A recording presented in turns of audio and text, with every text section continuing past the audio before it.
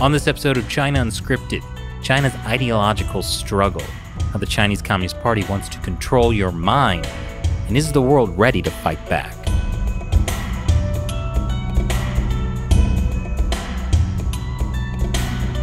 Welcome to China Unscripted. I'm Chris Chappell. I'm Shelley Zhang. And I'm Matt Gnezda. And joining us today is Cleo Paskal from Chatham House and the Foundation for Defense of Democracies. Thanks for joining us again, Cleo. It's a pleasure. Was that the first question? That wasn't a question. That was a statement. I am thanking you for being here with us. Do you accept my thanks? I do. And as a Canadian, I have to send it back to you double or triple. I think that's sort of the protocol. So, merci, danke. That's the protocol. We're going to have to cut that because of racism. That's okay. We're going to be talking about Japan, so. Oh, that's right. Yeah. Well, so yeah, speaking of Japan, I want to talk about the Quad. The Quad is sort of this alliance between India, Japan, Australia, the U.S., aimed at countering China. I said all four, right? Or did I say Australia? You did say all four. I did say all four. So what's been happening with the Quad since the Biden administration began? So President Biden's first multilateral meeting was with the Quad. It was virtual, but it was a leaders level meeting. So it was Biden and Suga from Japan and Morrison from Australia and Modi from India. And that was actually the first time that there was a leaders level meeting for the Quad. So he came in pretty strong on it. Secretary of Defense Austin's first trips were to the region. And in fact, he made a point of going to India. So it seems to be that the Indo Pacific writ large is a big focal point for the administration, hopefully, and that the Quad itself is considered central to how they're going to engage in the region. And an interesting thing that came out of that Quad meeting was, because there's always a question, what is the Quad? Is it strictly defensive? Is it strategic? What is it? And they came out with three priority areas where they're going to work together. One is emerging technologies, another is climate change, and the third is vaccine diplomacy. And that vaccine diplomacy shows how complementary they are, because India produces a lot of vaccines. It has a very good production capacity, and they're going to increase it with money from Japan and the US. And Australia is supposed to help with the logistics and distribution within, especially Oceania, but Southeast Asia region. Now, I thought... Because they're good at hopping around. All right, we'll cut that. But so as I understood, the Quad existed to sort of counter China. How are those issues related to China? So remember comprehensive national power, China's comprehensive national power stuff? So the way that China goes out isn't just military. It goes out in many, many different ways. And one area they've tried to gain traction in is vaccine diplomacy. So this is what it looks like to properly give countries in the region an alternative to China. It's not just military. It's we're going to help you in terms of health. We're going to help you in terms of economics. We're going to try to work with you in terms of education, sort of across the board. So it's as much part of comprehensive multinational defense as China's push out is part of comprehensive national power projection. It was interesting right after this happened that there was a lot of stuff in Chinese state-run media about how vaccine diplomacy is bad, essentially. Well, it comes as the Chinese Communist Party is putting a lot of pressure on the Philippines with sending its fishing fleets into disputed waters. And an issue now is that the Philippines, in addition to all the other levers the Communist Party has over them, has to worry about the coronavirus. They're getting hit pretty hard, and most of their vaccines come from China. Yeah. And they would prefer, quite frankly, their vaccines to come from elsewhere, but there's been a constraint on supply. And so that's why this sort of collaboration that we're seeing with the Quad could really change the perception of options that countries in the region have. Right now, they feel like for certain things, they only have China as an option. And China's been very focused about creating that perception and trying to corner the market in things like rare earths and things like that, so that China is the only option. But as other countries come together, if they do come together effectively, the countries in the region will say, okay, maybe there are other ways of going forward. So for the vaccine diplomacy, the goal would be to have the vaccines available to other countries in the Indo Pacific region? Yes. I mean, because it's the Quad, so they're sort of prioritizing the Indo Pacific, but India itself has been doing a lot of vaccine diplomacy. And so, for example, for peculiar reasons, I was in the Bahamas a couple of weeks ago, and they just got their first vaccine shipment. And they were vaccines from India. They were free vaccines from India as part of India's outreach. So what they did in part was they dovetailed that into the Quad agenda and are going to try to expand this production. But China, as you mentioned about China wanting to do vaccine diplomacy, China has been not happy about this. And there was a mysterious fire at the Serum Institute of India as they were trying to ramp up production.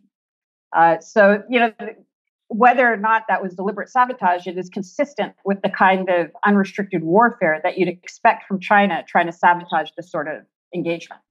Wow, if that was sabotage, like that's a pretty low blow. Like it's one thing to sabotage like a weapons manufacturer, but the sabotage a vaccine production plant, like, I mean, that's setting the bar very, very low.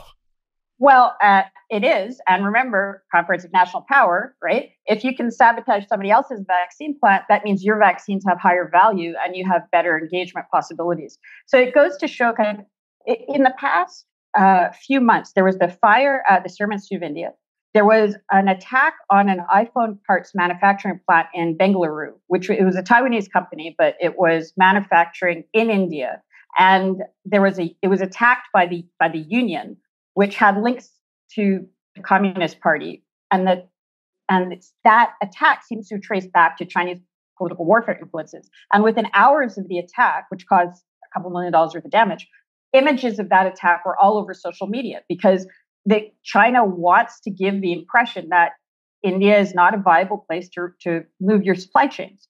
And there was an attack on the Mumbai electrical grid not that long before that, which was a cyber attack, which has also been linked to China. So when you look at this sort of things, like we can't prove some of them, but they are consistent with the unrestricted warfare policies of the Chinese Communist Party in advancing Conference of National Power. You've got a fire, suspicious fire at a Serum Institute. You have the attack on the iPhone parts manufacturing plant. You have the attack on the grid. This is how the party works, right?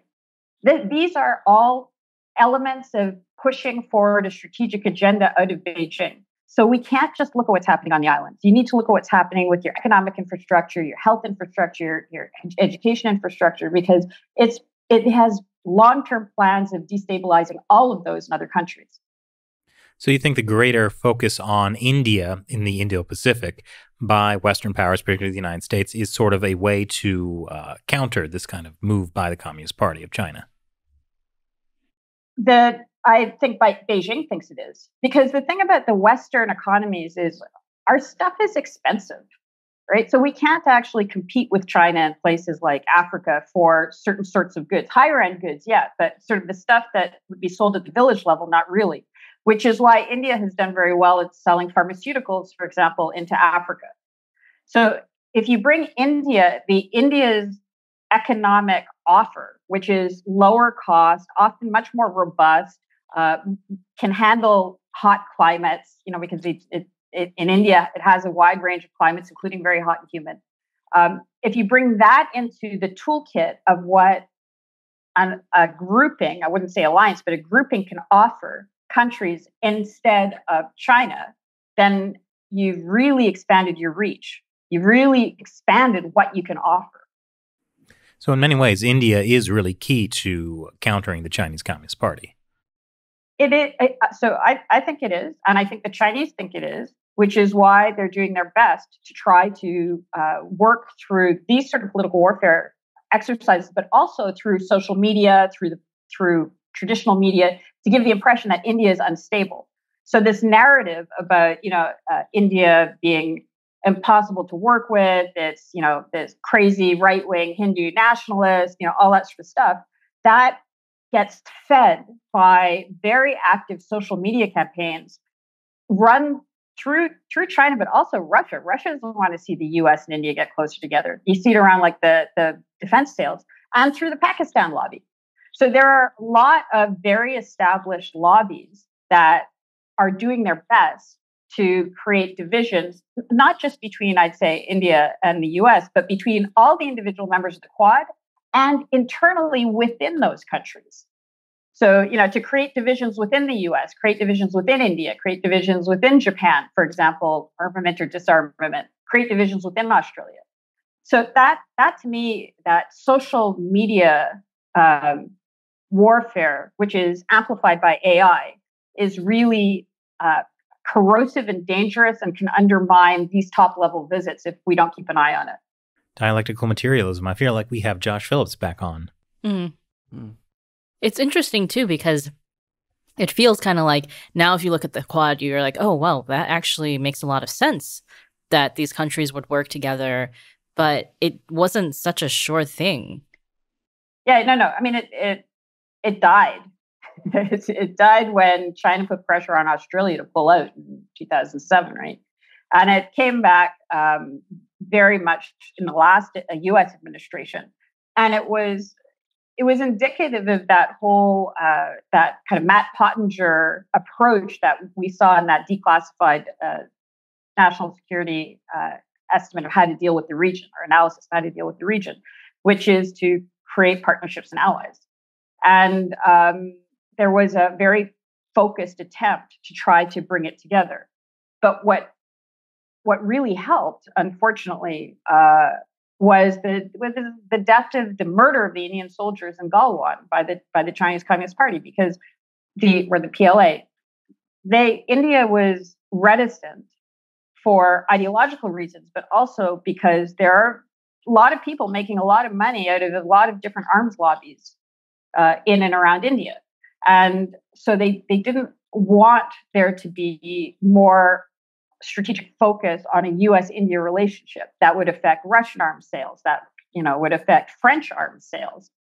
So there was a reason why India was kind of out of the game. But when those 20 men were killed, the popular sentiment was so inflamed, and especially because they're already mad about COVID, that it became politically impossible within India to be soft on China in any way.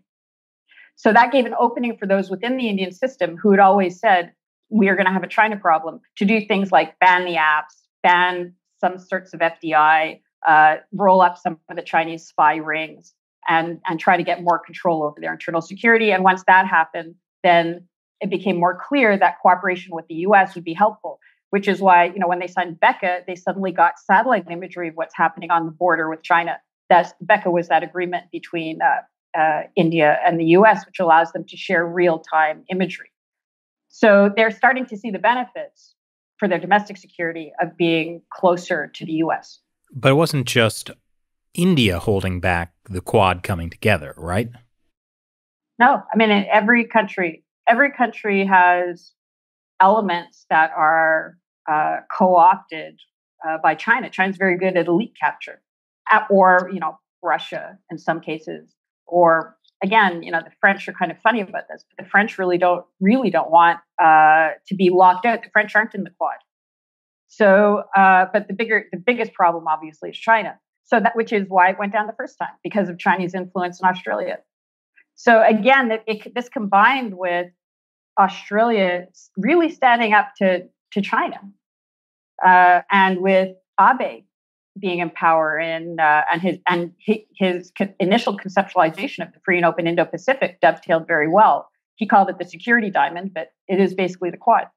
So we had a moment in history where we had the sort of leaders in place who would be willing to move very quickly when the opportunity opened up. And a lot of things got signed very fast after COVID. A lot of defense logistics agreements between countries as well. The situation on the ground has changed enormously in the last year in terms of who's working with who and why they're willing to work with who.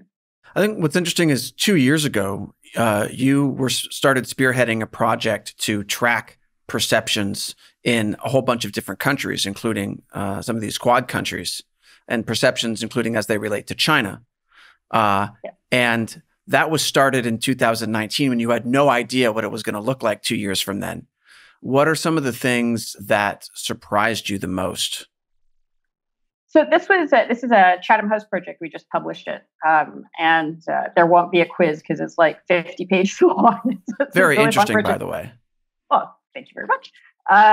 Yeah, it is long though, and it was supposed to be just a 1-year project. But what we did was we ran roundtables in 6 countries: the U.S., the UK, France, India, Tonga, and Japan. And asked them, their strategic communities in those countries, what they thought about the other 5 countries. So how they thought their country would interact with the other 5 countries in the Indo Pacific over the next 4 years. So it's sort of like kind of hopping tables in high school and, asking the jocks what they think of the geeks and, whatever. But in the context of another high school is about to invade that high school and steal everything. So what are you going to do about it? That sounds like my high school. Where did you go to high school? That's kind of the context for it, and we also somebody also went to China to ask them the same set of questions we were asking everybody else. And the person who went to China is from China, speaks Mandarin, and has very good relationships with the think tank community there. Sounds dangerous. Yeah. So and we finished the field research. I flew out of Japan in March 2020. And then the world changed, right? So everything had to be rewritten, but it was very useful to have that baseline, that pre-COVID baseline of what the strategic communities were thinking, and then follow it over the next year as COVID changed the way, especially people were looking at China. What was the pre-COVID baseline? So the fundamental pre-COVID baseline was in all of the countries. There was a division between the political and the economic community who wanted to figure out ways of engaging with China for money flow reasons, and the security, defense, and intelligence communities who were saying, we have a real problem with China. We shouldn't be doing this. But the political and economic voices were louder, and they were really shaping the debate. And one of the big arguments was, we can't rock the economic boat. We need to engage with China for economic reasons. Then COVID happened and the economic boat started to sink. And suddenly the defense, intelligence, security community guys, people, men and women, had their opening to come forward and reshape the language and the decision-making around China. So things like the Defense Production Act, which was instilled by the last administration in the US, never would have been possible the year before. So all sorts of things like the BECA was signed, the Quad came back to life, the Supply Chain Resilience Initiative was launched, Japan launched a program to help countries move out of China. All of these things that never would have happened before were possible. So we went from a situation where internally in those countries we had a lot of internal divisions, as I described. There was a lot of uncertainty around things like elections, Brexit, and that sort of stuff. And the internal divisions and the uncertainty combined to make countries do hedging. There was a lot of hedging. Over the course of the next year, there was less internal division, there was less uncertainty, and so there's come less hedging. And the division between those that want to adhere to the China grouping and those who want a different model going forward has become much more clear and much more wide. I think maybe you should describe a bit about what hedging is, because I found this very interesting in the report. Oh, okay, thank you. So hedging is, it's a kind of technical term for when you invest, which is, you'll invest in one thing, but you'll kind of do side bets to make sure you don't lose too much. And basically the psychology of the hedging was, we're going to make money off of China, but we want to continue to get security from the US. And suddenly the realization of how that was a real problem, how if you try to get money from China and security from the US, you're going to end up with no security and potentially not very much money at all. Because as China comes in and takes more control over your economic structures, it's very parasitic. It'll suck out your production capacity, your intellectual property, your your talent, whatever it can. So that hedging has started to make a lot less sense. There's still countries that are very big on hedging, but it's getting harder and harder to do. Is there a specific example you can think of a country that hedged and lost on both sides of that hedge? So France has been like le roi de hedge. They've been like very big on hedging. They like to move in that middle zone, and in the roundtables, they would say things like, one of the guys said from the defense sector said, when we go into the region, our special quality is we have less political and military conditionality than the U.S., which means they'll sell better weapons to worse people than the U.S. Right? That's how they operate. And they were very concerned that as a division happened between the U.S. and China, they would be pushed out of zones where they could be involved economically. For the French in the Indo Pacific, it's infrastructure, energy, and defense. And that just happened in Myanmar. So the French energy company had to pull out of Myanmar because it became politically unviable for them to be operating in a country which had become so horrific so quickly. So that's a concrete example of how where that gray zone starts to disappear and it starts to become, yeah, that's evil, then certain countries have to pull out just because they can't justify it anymore domestically. So what you're saying is there's a potential downside to investing in corrupt authoritarian regimes? Apparently not according to the French, unless you get caught. So they got caught. Right? Well, then that's the trick, is to just not get caught. Mm. Yeah, and again, the French are. I learned a lot about the French because they're very implicated in the Indo Pacific. They have territories in the Indian Ocean, territories in the Pacific Ocean. They have a lot of military assets in the region, and they're very careful about keeping a low profile. And their goal is to be considered a local actor, to be considered part of the Indo Pacific, so that they can help shape rules and norms. And they've done that in part by really trying to downplay their colonial history. So this is this thing about when you talk to countries about the different countries. So when we talk to France about the UK potentially coming back into the region, they were like, yeah, we don't really want that because the British will remind the region of the colonial period. And so then they'll suddenly remember that the French were, not so great during the colonial period.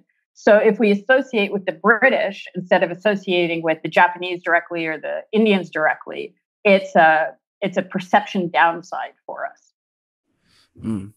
No, but go on. Is there any more things negative that you want to say about the French? Because it's an open platform for that.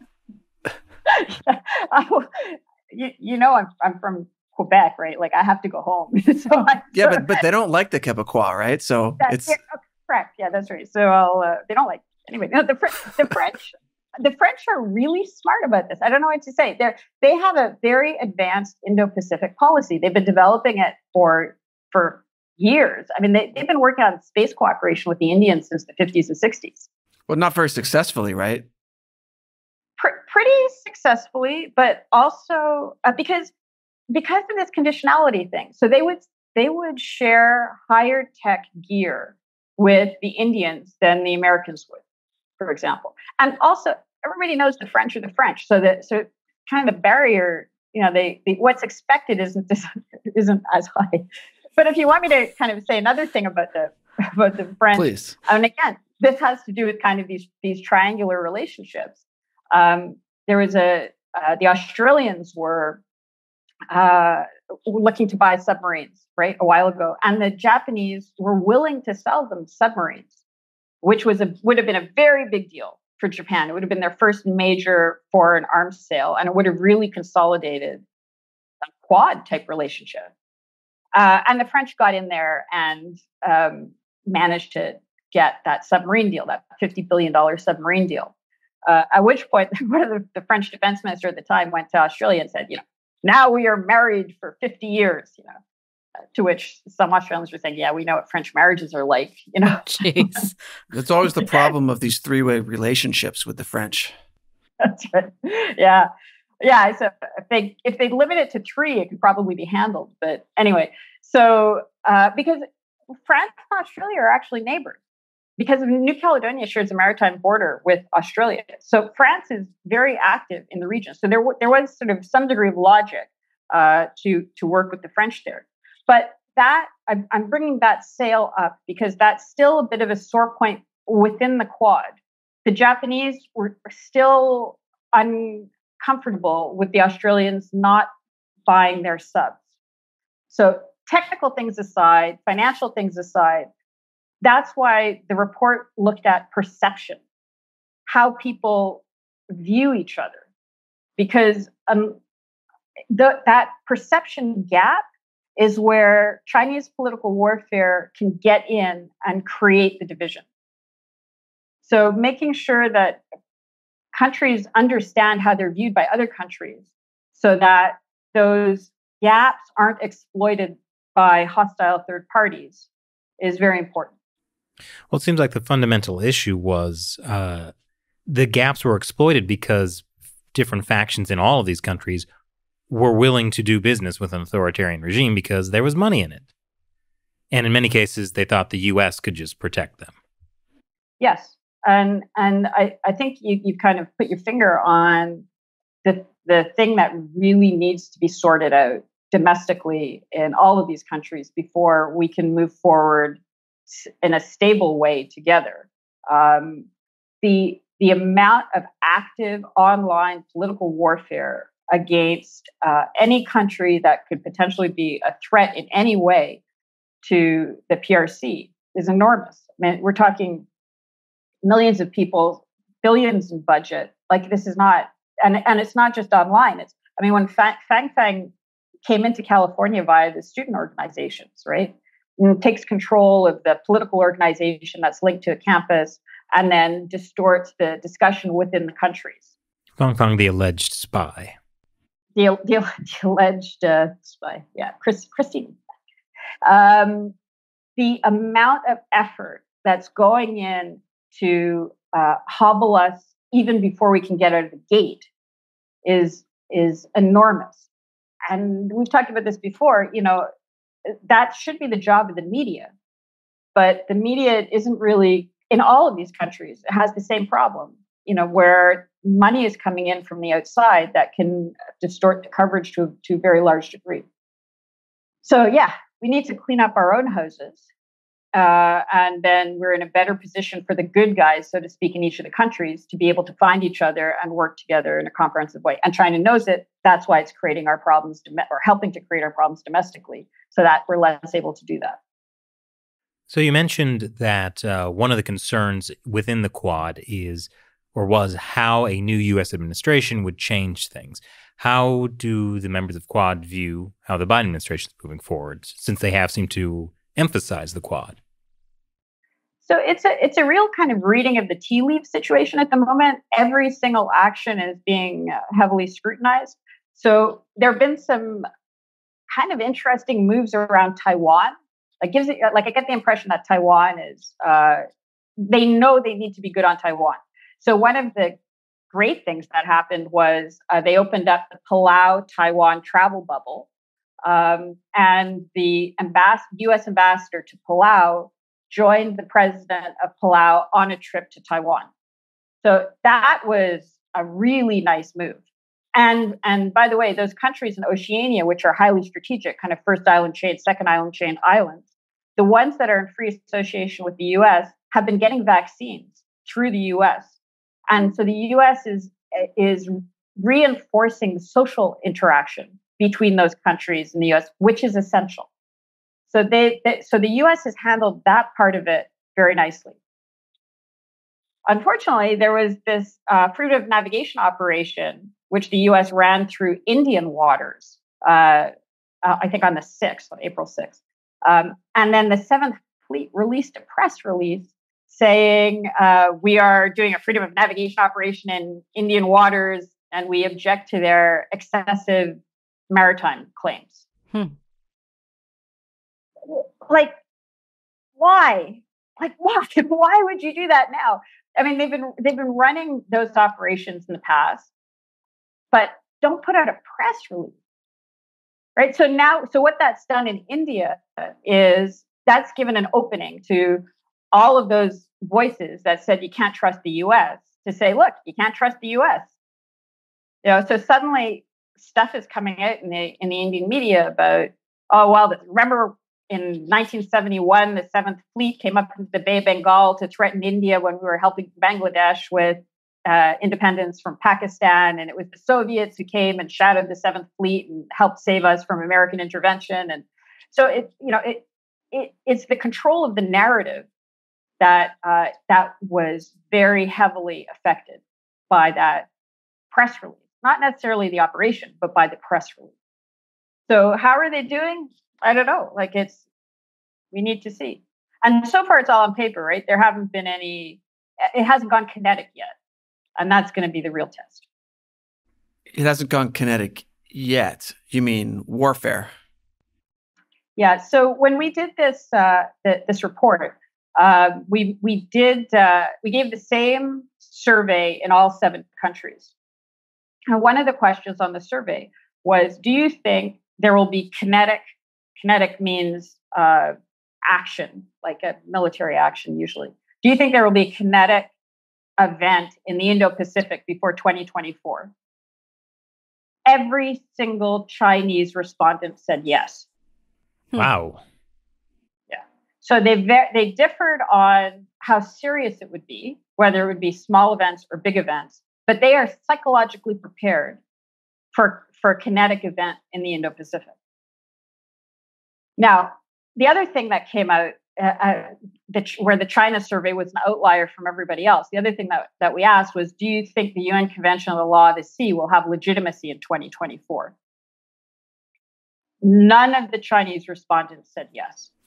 Did the other respondents mostly say yes? The other respondents mostly said, of course, why are you asking this stupid question? Oh. Okay. And that's why we're in this situation. Well, okay, so then what did the other respondents say about the kinetic event by 2024?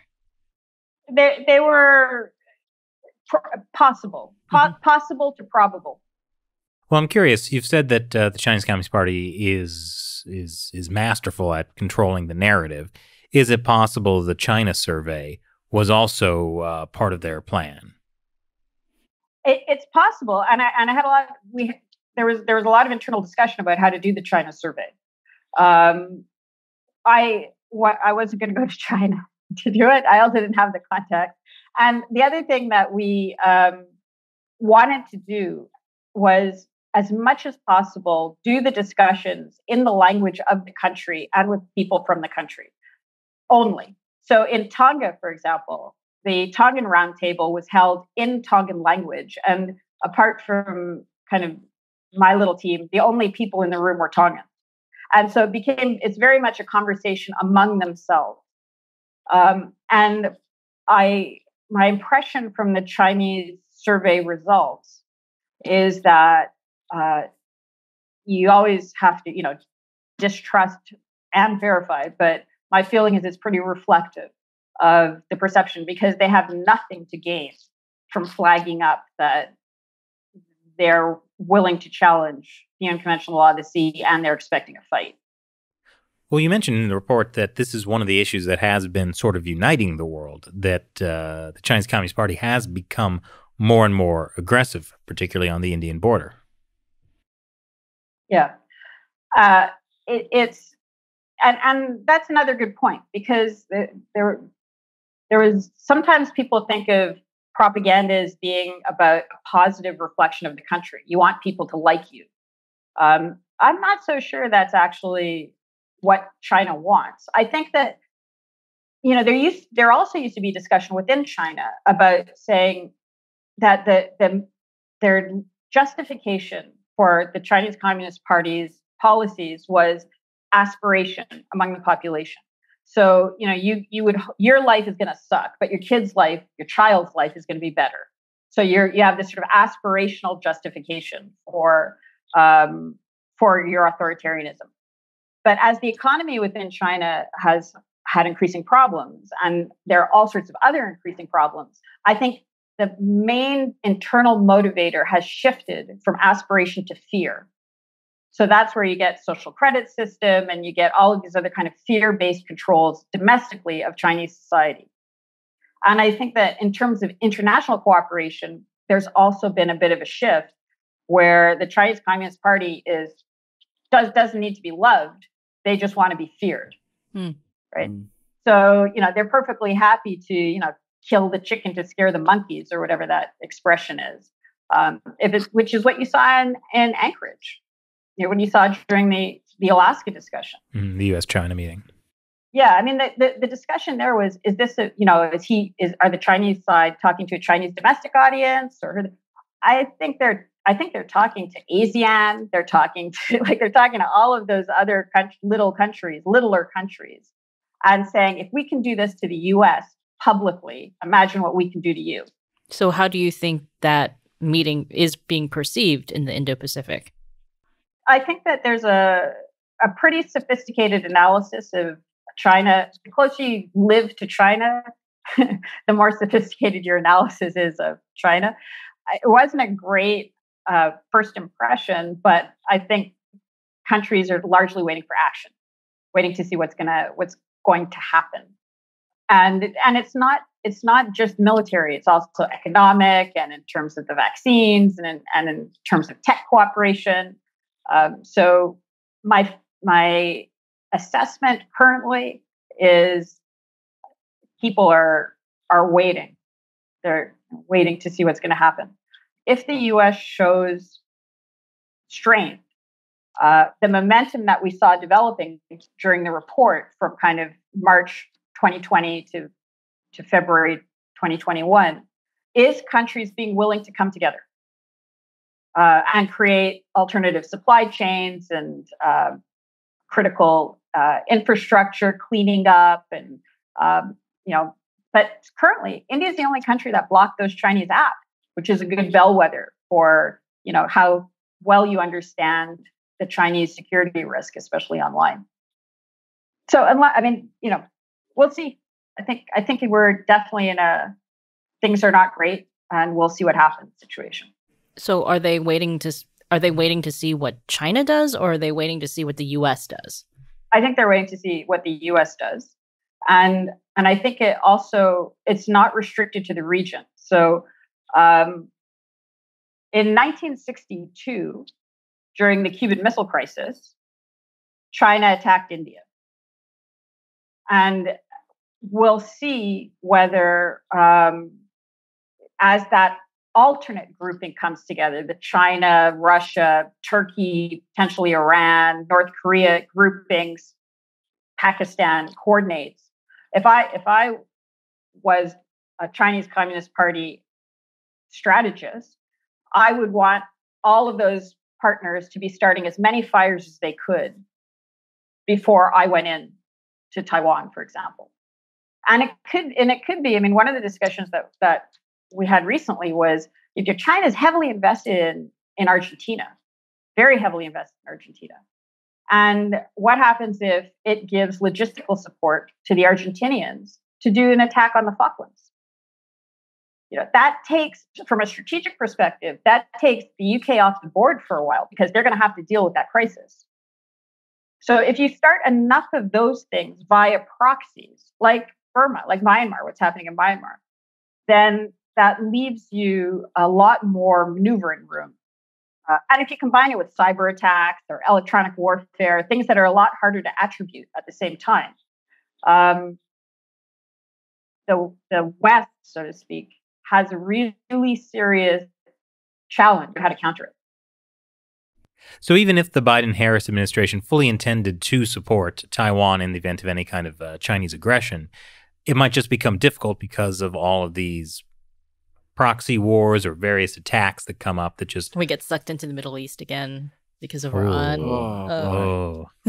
As we're pulling out troops from Afghanistan, maybe. Yeah.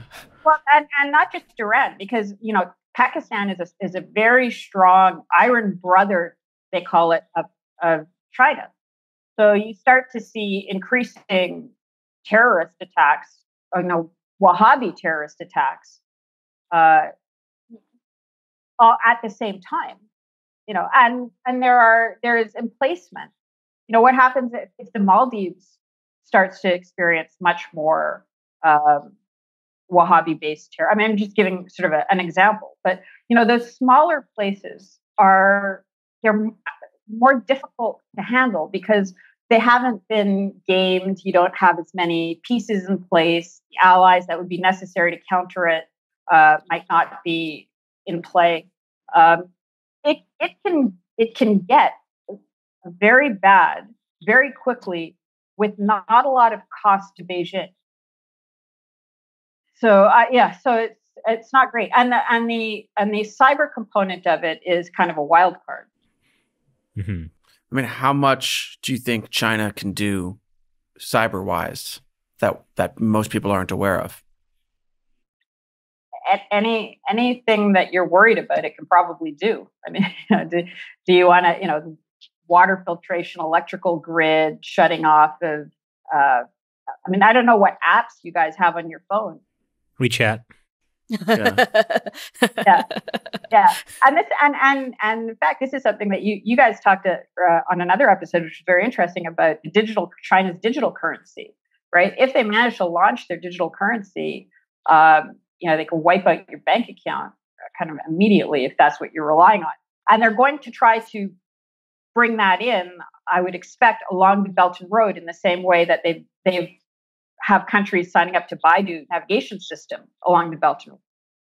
So any place it touches or one of its allies touch is vulnerable, and anything electronic is vulnerable. I mean, we have a problem. We really, really have a problem. That's why I sent all my texts through carrier pigeon.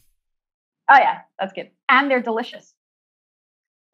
You're delivering sort of a nice note and a meal at the same time. Yeah, I think I need to process that a little bit. Well, so it seems like the real issue is just as we were talking about earlier, the internal division in all of these countries with the people who are like, no, we can do business with China. This will be great.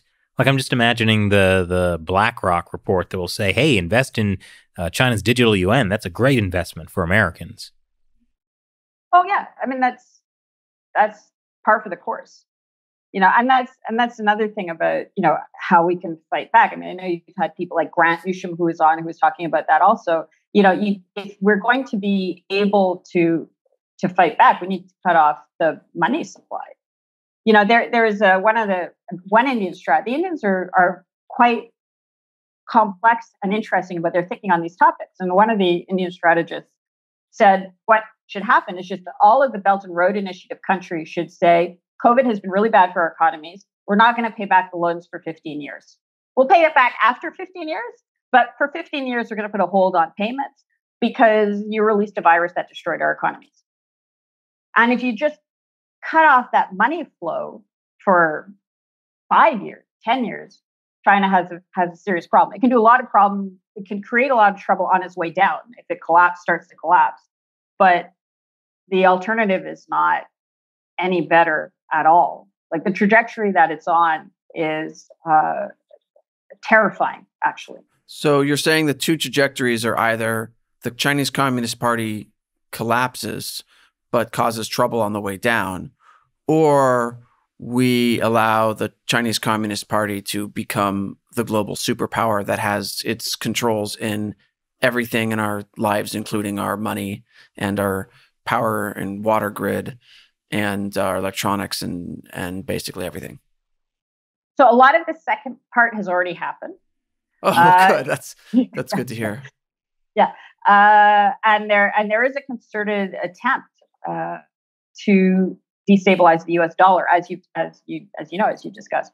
About the first one, the question, this is the what is the alternative internally for China? What would it look like internally for China? In terms of a collapse. Collapse is not.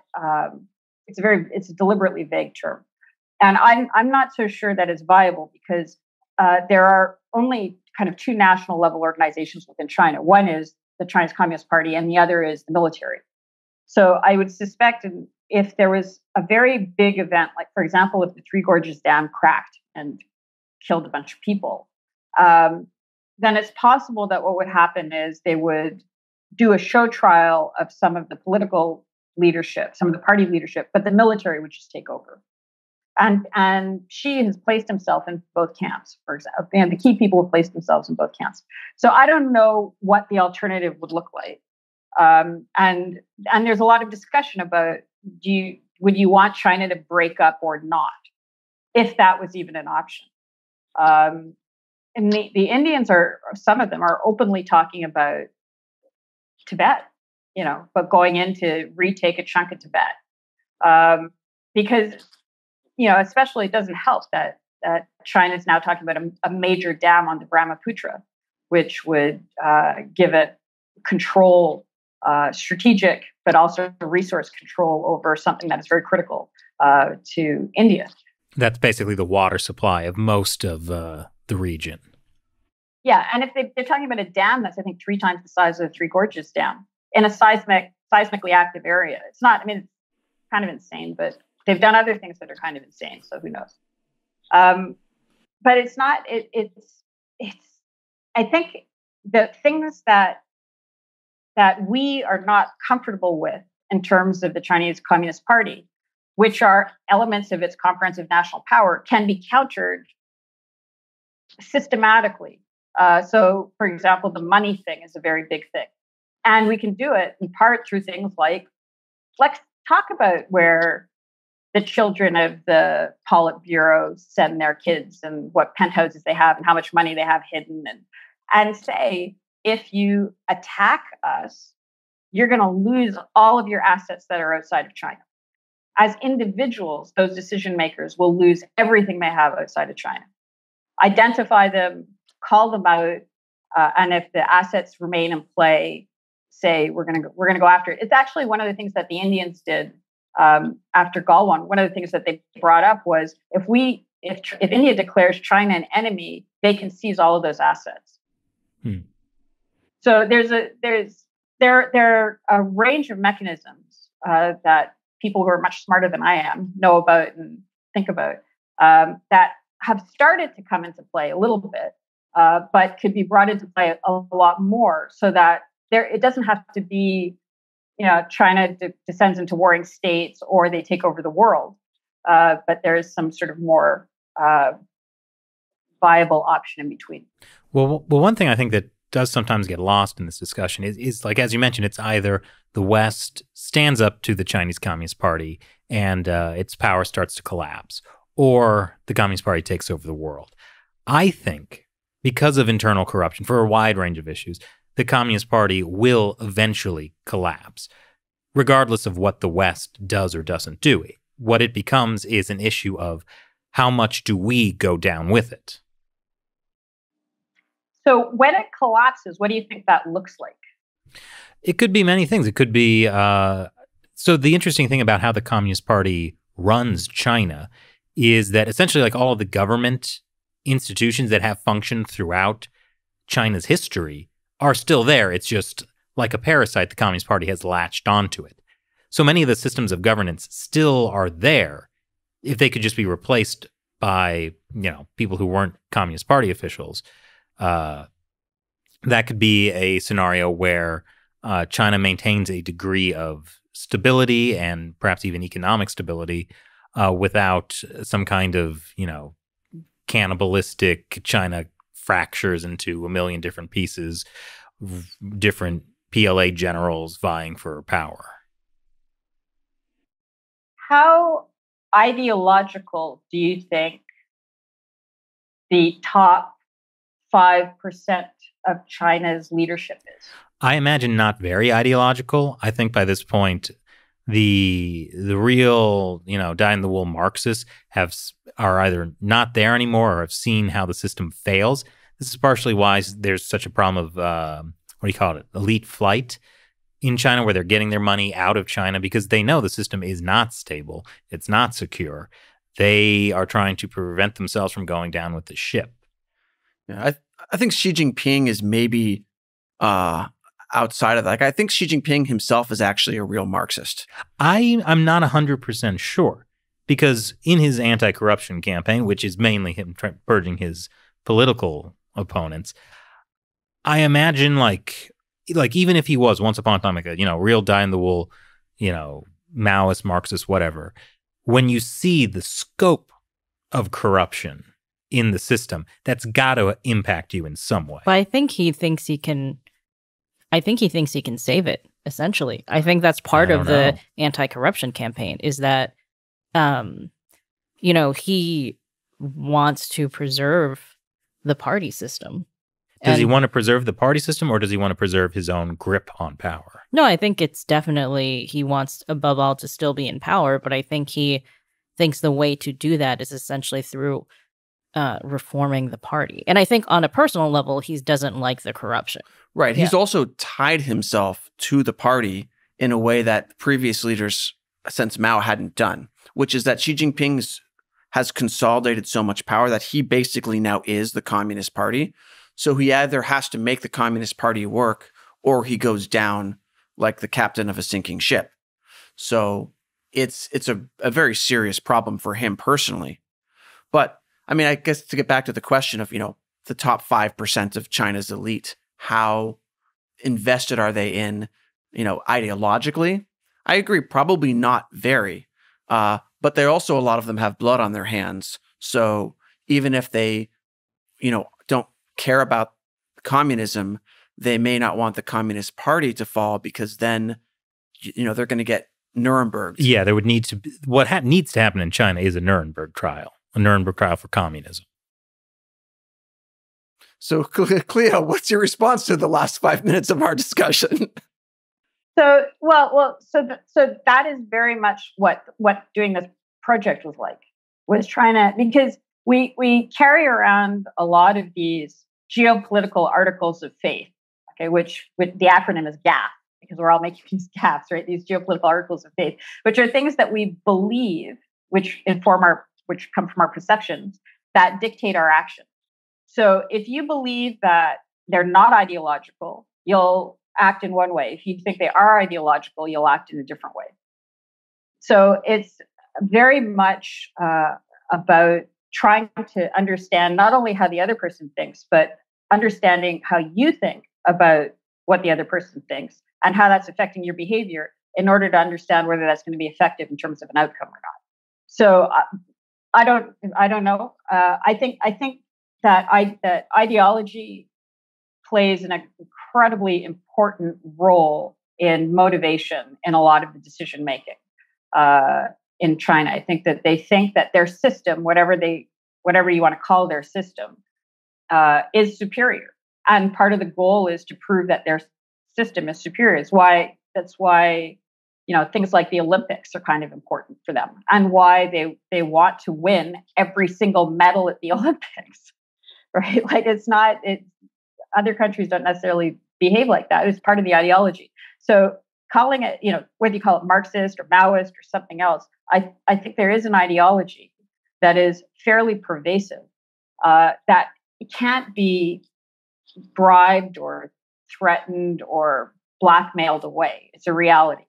And it's being spread. So we saw, we kind of talked about this before, but Mao himself was very active in trying to spread that kind of ideology into the whole rest of the world until the early mid-70s. And if you feel like China represents that ideology, that gives them a leverage over you in terms of actions. So we talk a lot about kind of how China expands its comprehensive national power through money and through threats and through coercion and through blackmail. But ideology is a really big one also. And whether they believe it or not, or whether I believe that they believe it or not, what is empirical is it is effective in a lot of places. The Maoists in India just killed over 20 Indian security forces. They believe those guys. And China will fund them. Will find ways of getting them supplies, even if it's via Pakistan. So you think that there's a really strong ideology among China's elite. Looking at the Soviet Union, which collapsed 30 years ago, at the time, I would say in the 5 years leading up to the collapse, would you say that looking back, was there a strong Soviet, Leninist ideology among those Soviet elite? So I think that this is kind of the difference. I think there is an ethno-nationalism component to the Chinese Communist Party, which is civilizational in a way that you didn't get out of the Soviets, but which you saw echoes of in 30s Germany. I think that it's sort of more that kind of fascistic. I mean, you've also had Kerry Gershanik on, and he says that this is a fascist totalitarian regime. That's why the words around the ideology can be confusing, at least to me, because I don't really know when somebody says Maoist or Marxist. I don't really know what they think is the difference, or what they say is the difference, versus totalitarian or authoritarian or fascistic. But in this particular context, I think they feel justified in their system, the leadership that is specifically around this fascist component of it and the totalitarian component of it. I would say that if you throw the nationalism into the mix, because I think then you have also a lot more power in the, I would say that in the Chinese, population in general, there's way more of an ideological belief in that type of nationalism than there is in Marxism, Leninism in general. But China says we're Marxist, Leninist, with China, we have socialism with Chinese characteristics. I think most people don't actually ideologically care about the socialism part, but the Chinese the Han ethno-nationalism, how they tried to expand that to cover the 56 happy ethnic minorities and all that is a very powerful narrative that a lot of people in China really believe in, because also of a lot of the whole thing about, the century of humiliation, now we're stepping out into the world, kind of that really does drive a lot of national pride. So I think if you add the nationalism into the mix, when you talk about ideology, it's way more powerful. Also, when you add to that the specific part of communist ideology that focuses on history being the history of struggle, different class struggle, and you add that to that's this kind of nationalism we talk about, that is, I think, pretty pervasive in China. Even if top officials may not believe in the nuts and bolts of the system, the idea that there has to be this struggle, that there is no way that this sort of ethno state of China can peacefully coexist with other countries. It will be a situation where one dominates the other. That does drive a lot of the actions. Right. I mean, that's a very Marxist idea, which is that the entirety of human history can be viewed from the standpoint of class struggle, and progress is only made through struggling against your enemies. And I think we definitely do see that in China, outside of any other type of Marxist economic ideology, for example.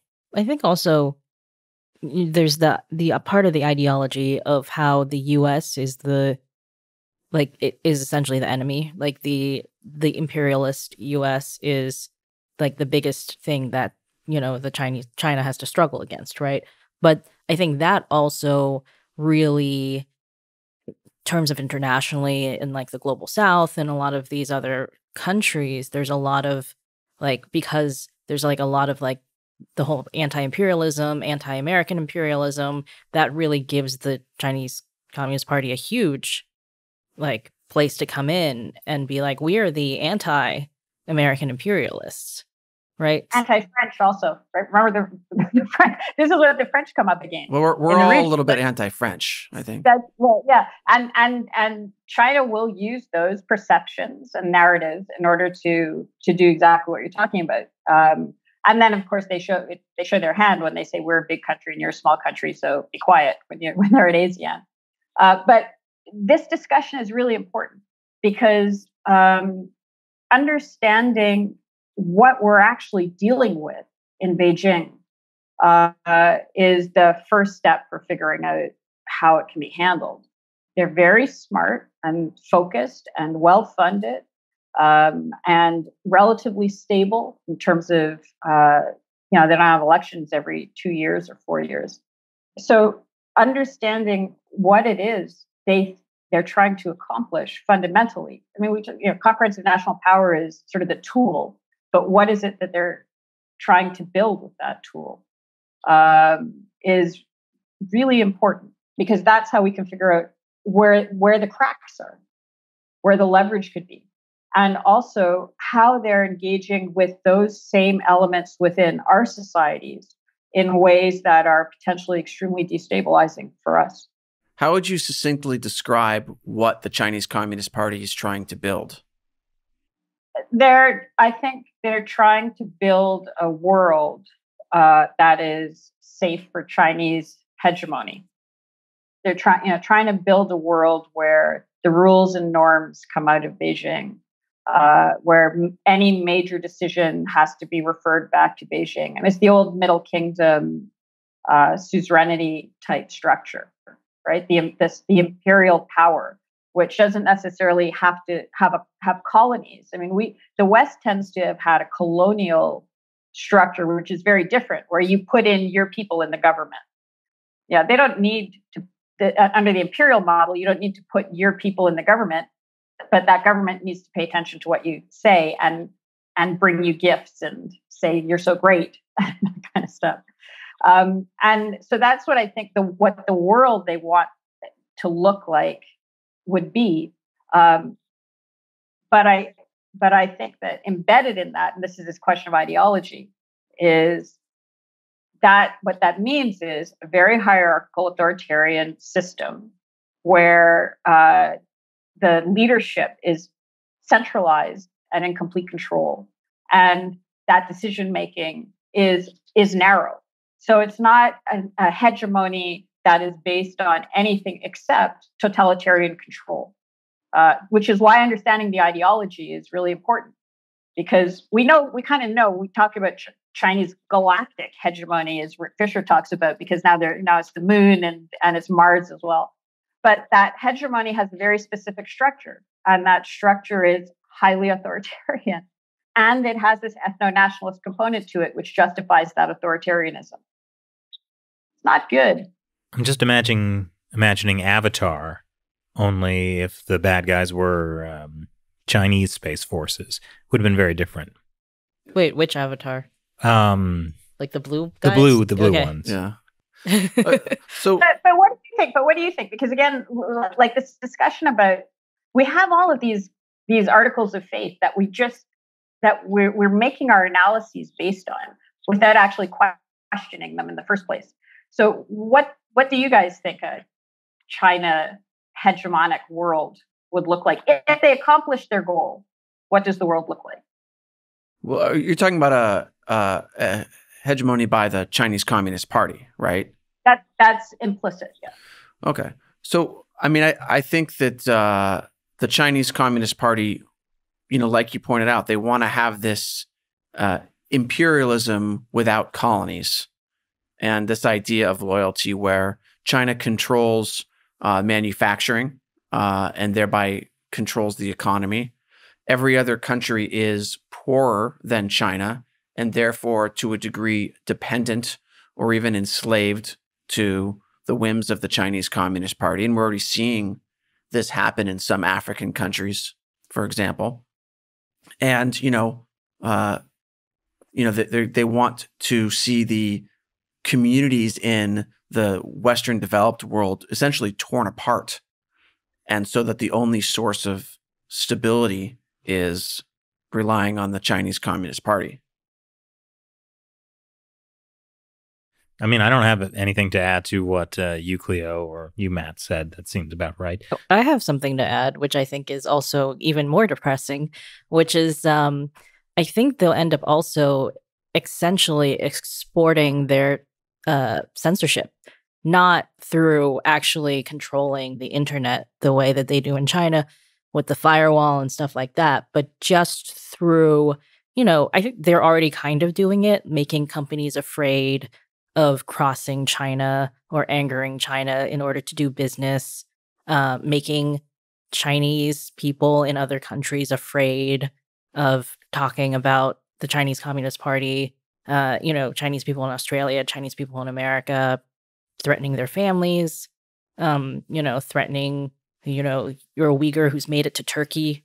Maybe Turkey's going to send you back to China.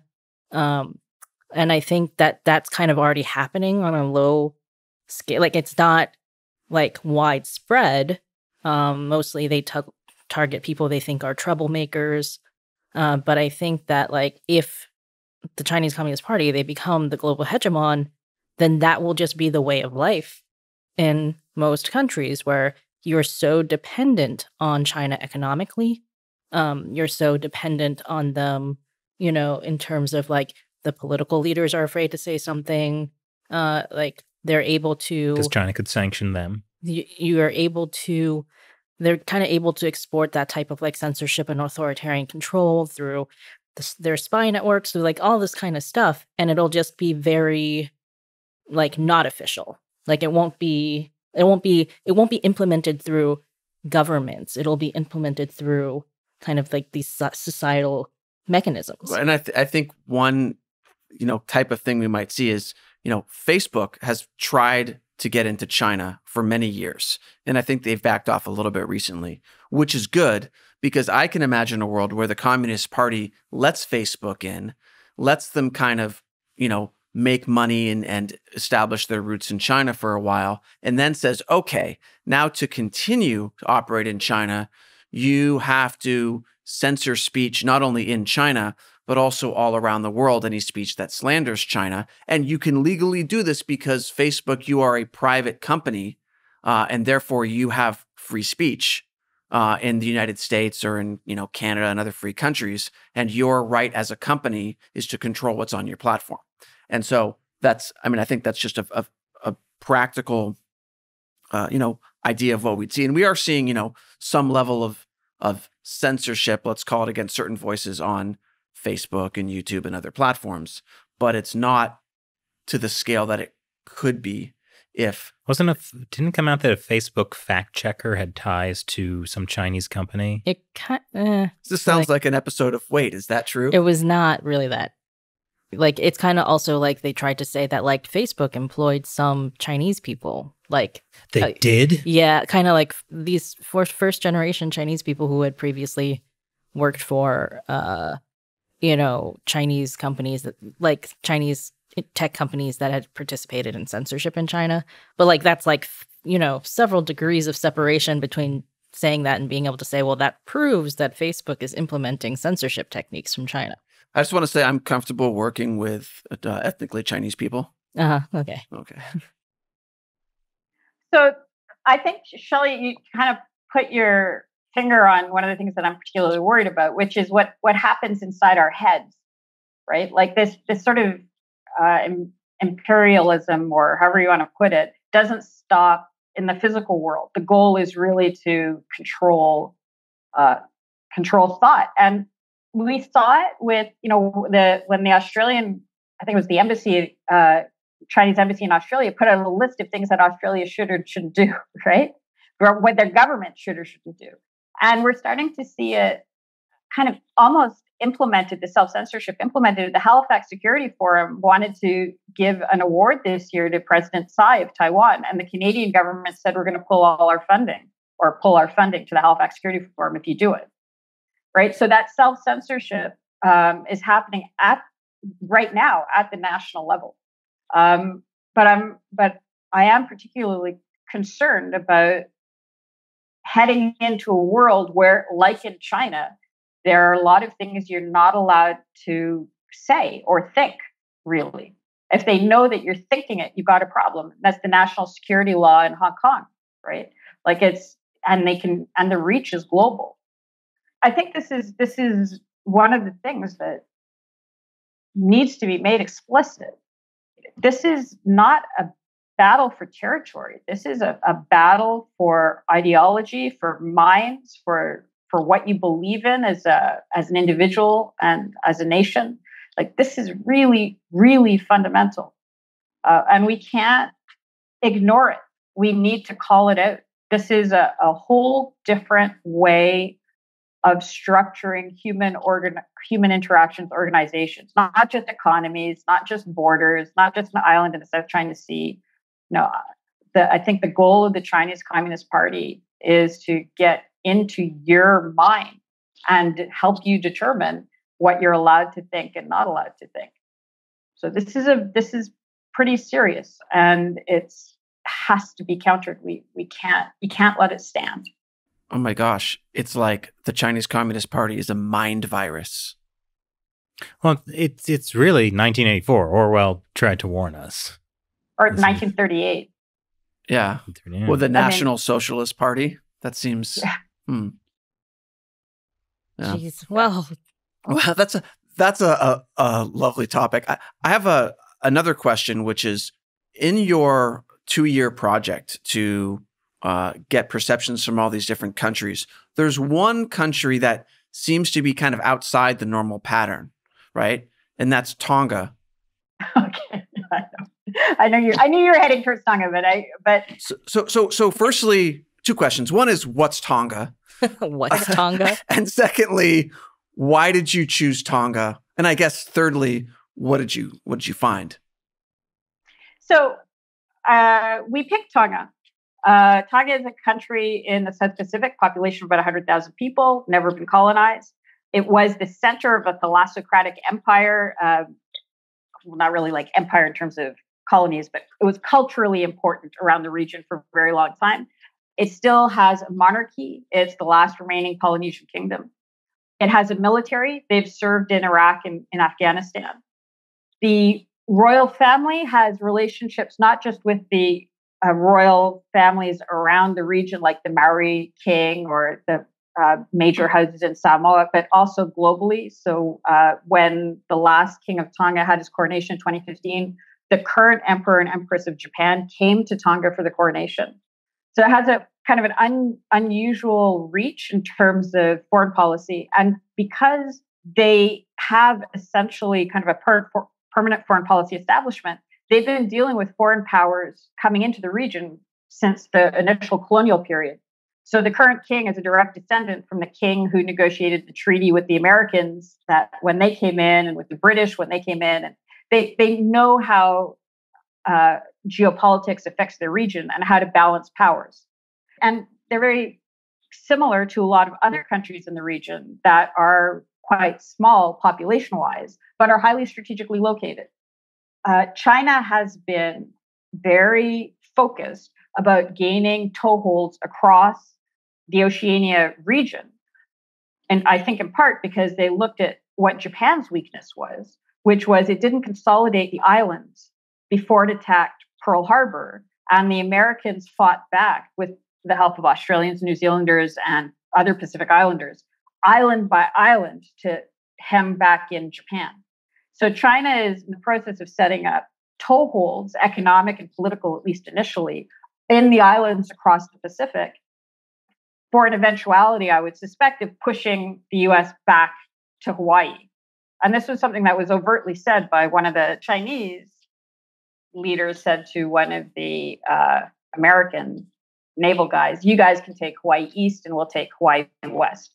And this goes back to conceptualizations that Japan had. The Chinese military infrastructure does something very interesting, which is they study defeats. They study why the Soviet Union fell apart. They study why Japan lost and try to put themselves in a position where they're not going to get hit by those same vulnerabilities. And one of the key elements of that is control over at least key elements of Oceania.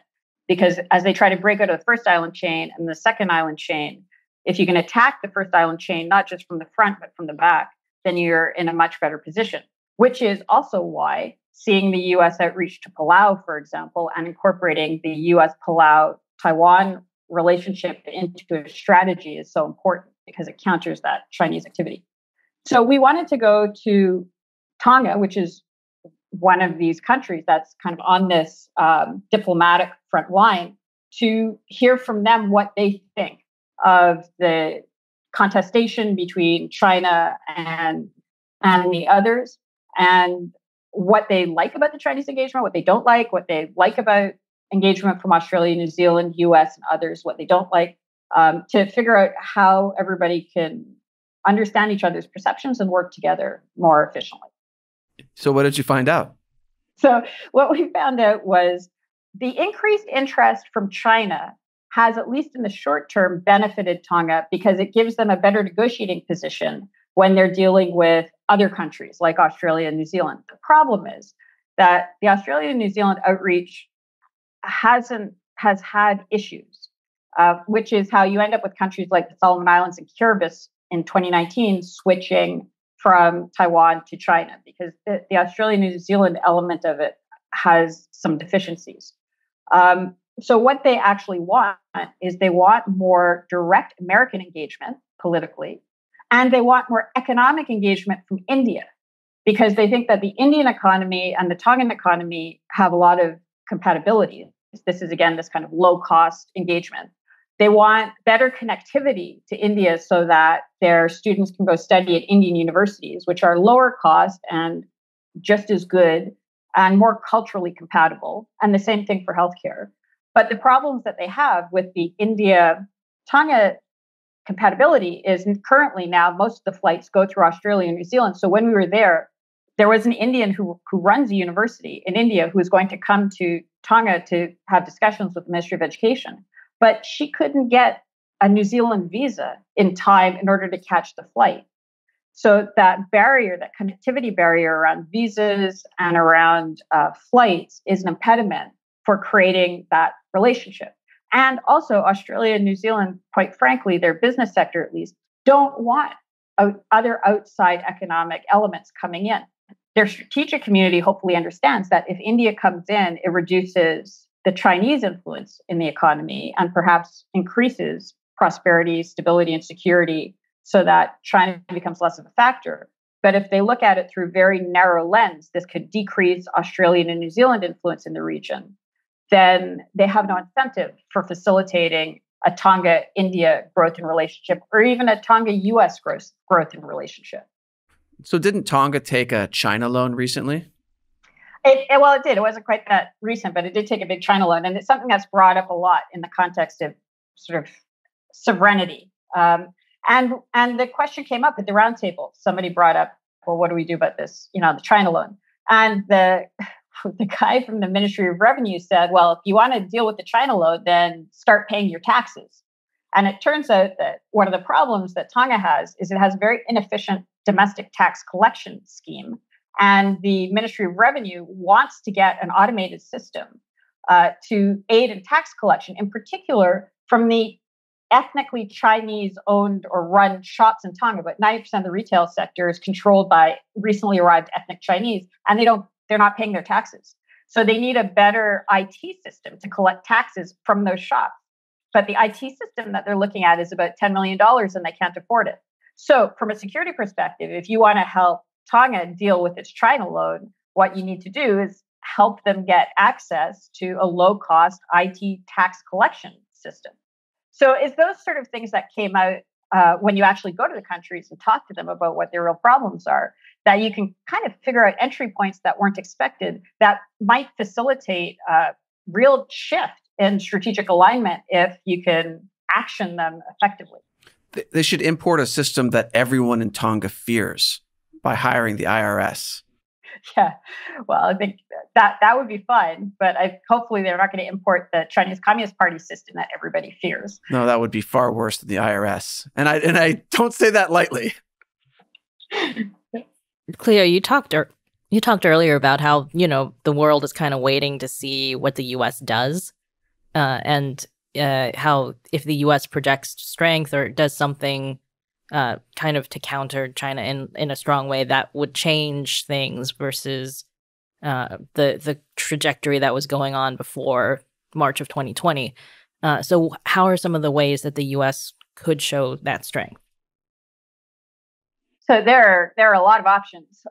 First is, as we talked about, going after the money, going after kind of Chinese money, making sure that you can't invest in China to the degree that you can, sanction more of the companies, but also help the allies defend themselves. So work with the Japanese, for example, to create a more viable defense system in the Senkakus. And even if the Japanese are reluctant, encourage them to do it anyway. Help the Taiwanese create a much more efficient domestic defense force, so that if there is an invasion, the cost would be a much higher one for the Chinese. Don't go after the Indians on freedom of navigation operation exercises, and instead help them have the tools that they need in order to defend themselves. So it's not just about, we're entering, I think, potentially an era of partnership. So it's not just about what the US can do on its own. The first thing it can do on its own is consolidate its domestic position through money and social media and all that sort of stuff. But if you're looking at comprehensive multinational defense, to enable the allies to be in a position to put up a much better fight across the board, economically, militarily, narrative-wise, all that sort of stuff. So understand where the weaknesses are in our partners and allies' defenses, and encourage them to shore. So there's quite a lot that has been done, and quite a lot more that could be done, and all of it has to be done. Well, I know President Biden has talked a lot about working with American allies to counter China, so hopefully this is what we will see be a cornerstone of his administration.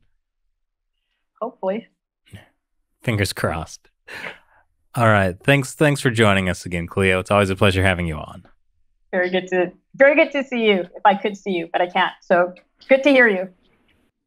You know, after talking to Cleo, it's just like, what a horrible situation we are in now because of the business and political communities that have been pushing this engagement with China for decades. You know, one thing I wanted to ask her that I kind of forgot about was like whether, because I think what the Chinese Communist Party is really trying to do now through their propaganda apparatus and all this stuff is kind of push us back to like pre-COVID times, where it's like, well, now, you know, we're a great economy. Our economy's, recovering. We're doing better than any other economy on the planet. So, you know, time to invest here. And I'm just wondering if they're going to get away with doing that. It's not about the economy. That's not the reason to invest or not invest in China. Well, I think that, like, it worked so well for them, right? It was working so well for so long. And then the coronavirus happened. Yeah. And now only some companies that used to do business in China are still being stupid. Yeah, but it's kind of like they all are ready to get convinced again, I feel like. You know what I mean? I think there is a bit of that, but I think also, like what Cleo was saying about how the Chinese Communist Party is becoming more and more aggressive, how they want other countries to fear them, is that they already have successfully stolen a lot of intellectual property. They've set things up so they are far less reliant on the West than they once were. I mean, I'm sure they would have liked to have continued it for a bit longer, but whether they really need the West in the same way. But I don't. But like, it's not a need necessarily, but it's it would basically make everything so much easier for them, right? Right. They don't have to worry about, you know, being accused of genocide. Yeah. The flip side of that is also we're more dependent on China. So, for example, you know, you've got, you know, American manufacturers like Apple can kind of pull out and move to India, and they've started to do that. But you also have things like, you know, all of our solar panels, for example, are made in China because they stole American technology. And you know what's cool about that? Like the polysilicon that's made for solar panels. Mm-hmm. Guess what region of China that's produced in? Ooh, the happiest region of China? Yeah. Where there's all the sand and the concentration camps? Yeah, it's basically like they're being produced by these factories in Xinjiang where it's completely unclear whether the people working there are working there voluntarily. So this is what happens when you work with China on green energy and climate change. They steal your technology, your companies lose out, they make the products with slave labor, and then Americans have to buy them. And they get subsidized by the U.S. taxpayers. I saw Teng Biao, who was like a Chinese dissident. He's in America now, but he was a human rights activist who was imprisoned for several years in China. And he was making this point on the BBC where he was like, look, the Chinese Communist Party doesn't care about climate change. Like, how do you think that they even care at all? Like, they're not. And he was arguing against Jeffrey Sachs, who is this person who's totally, he's like a high, like he's an elite American intellectual, and he's totally bought off or, bought into the Chinese narrative, the Chinese Communist Party narrative, where he's like, well, America, like, we shouldn't criticize because Iraq and Afghanistan, and like, we can't really criticize China's human rights. This is the argument he was making on the BBC. So it's just like, yeah, but the amount of elite capture is insane, but also just the negligence, the strategic negligence over the last 2 decades of American policy, thinking that there's not a whole lot of harm in letting U.S. companies go to town in China. Look, we were busy in Iraq and Afghanistan. That's true, right? If we weren't busy there, right? Because remember, George W. Bush had started out talking tough on China in 2000 during the campaign, in 2001 when he took office. Yeah, this whole strategic we're competitors thing. Yeah. Right, and just like that completely flipped after 9/11. And now this year's 20 years since 9/11. And it's only the last, really, I would say 2 years or so that the U.S. has really undergone this fundamental shift, and it's 18 years too late. But it wasn't just a failure in Washington. I mean, it was also a failure in Wall Street, but throughout American society, it's just a legacy of failures, from local governments to college campuses, wanting to, make inroads into China, all the towns and cities in America that have sister city relationships. I mean, you went to NYU, China. And don't they have like a They have a Shanghai campus. Yeah. I mean, I think it was the money. Like, that's what all the sister city relationships, local mayors in America and governors going on these like paid for junkets in China where they go, it's a business junket paid by the Chinese government or, media as well. Yeah. And then like press. They go in and they basically talk about how all the business you could do. And, it's just, yeah, I mean, it's been systemic. Yeah. Ugh. So how are we going to get out of this mess? Well, I think one thing that Cleo brought up, that I wasn't expecting the podcast to go there, but I think it was interesting, where she asked, like, how do you articulate what a Chinese hegemon looks like, right? And I think that that's something that we need to talk about more. We don't necessarily talk about the ideological side a lot. We do sometimes, but just kind of trying to articulate what that looks like is, I think, important. Right. If we're not clear on what our own beliefs and values are, and we're also not clear on what the Chinese Communist Party's beliefs and values are, then we're in a real pickle. Because who is super clear on what their values are? The Chinese Communist Party. And they're very clear on like specific steps that they use to spread their ideology. And like all these, like every move is deliberate and calculated.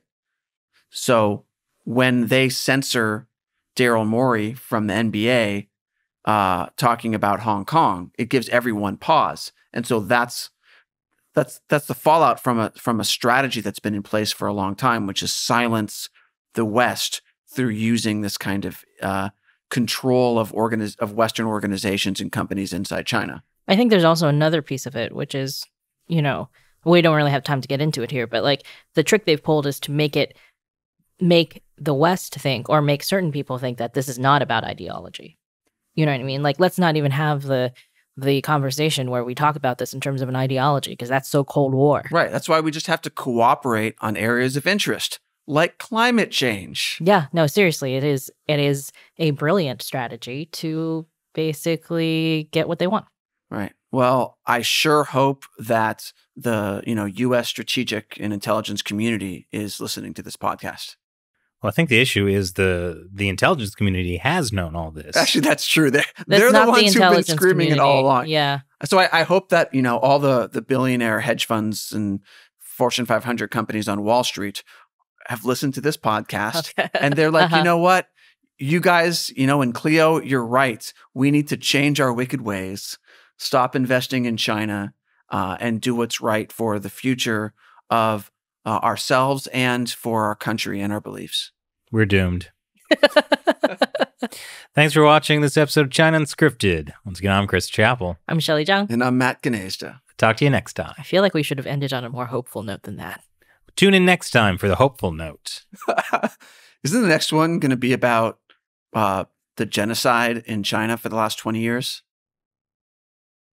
Tune in next time.